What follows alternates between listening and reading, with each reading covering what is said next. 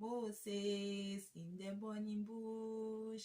Moses in the burning. Hi guys, welcome back to my channel. My name is Lisa. Thank you for clicking on this link. Here I share videos on faith, food, and lifestyle. So today's video is a faith-based video. I read through the book of Exodus and I think that it's very good and very important. In fact, it's very necessary for me to share with you guys what I learned while reading the book. So I'll be doing that in a series titled The Exodus Experience. Today I'm just going to give you guys a rundown. I'm just going to give you guys a summary of what the book of Exodus is all about, and in the next episode I'll be looking at specific verses and showing you guys how we can relate it to the challenges that we face in our day-to-day life. So what is the book of Exodus? Exodus is the second book in the Old Testament and it has 40 interesting chapters. The word Exodus in Greek means way out. So the book describes how God made a way out for the Israelites to leave Egypt and be set free from bondage.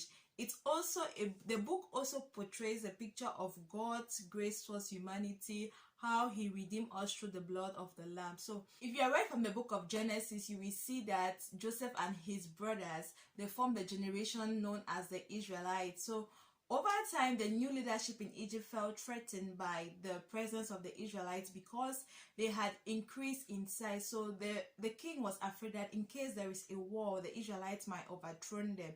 So he passed a decree that every newborn baby born from any Hebrew woman should be killed in the river Nile. So in this period, Moses' mother was pregnant. When Moses' mother gave birth, she didn't obey that law. When she gave birth, she put Moses in a basket and put him in a river to afloat. Fortunately, the princess, the king's daughter, discovered Moses in the river. With the help of her slave girl, Moses' mother was recommended to take care of Moses. When Moses grew old, he saw how the Egyptians maltreated his own people, and there's this thing when you see your own person suffering, you always want to fight back. So there was an instance where Moses killed an Egyptian who just killed one of his people. He knew that nobody saw him, so later on the news spread throughout Egypt.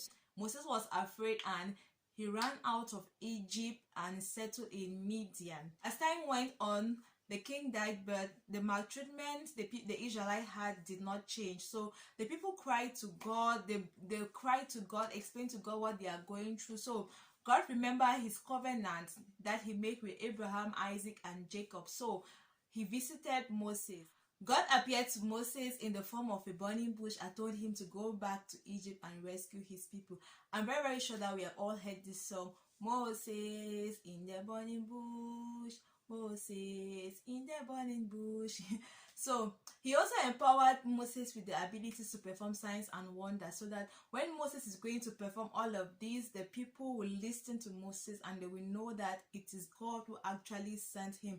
Moses complained to God that he is not a good speaker, so God sent Aaron, that is Moses' brother, to act as a spokesman. So together Moses and Aaron confronted Pharaoh as commanded by the Lord. We noted that God hardened the heart of Pharaoh so that Moses will be able to perform all these signs and wonders, and the people will see that God is all powerful and almighty. In this chapter, God sent a series of plagues in the land of Egypt, and the Egyptian magicians, they tried by all means to stop this plague bird. It wasn't possible. The plague only stopped when Moses commanded them to stop, and this is just to show us that there is no power above God's own power. Despite all these plagues, Pharaoh was still very stubborn until the event of the Passover.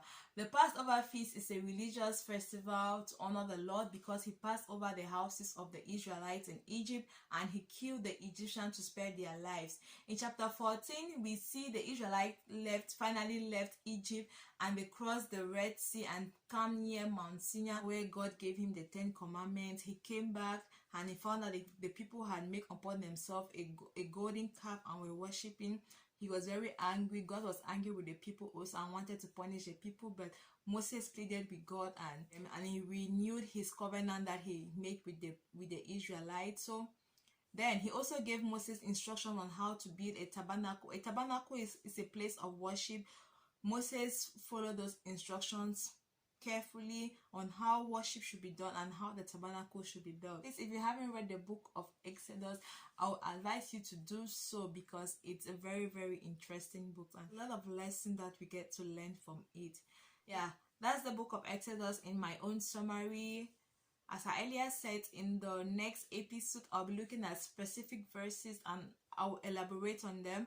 I'll show you guys how we can use those verses to apply it in the difficult situations that we face. Thank you very much for watching. Bye.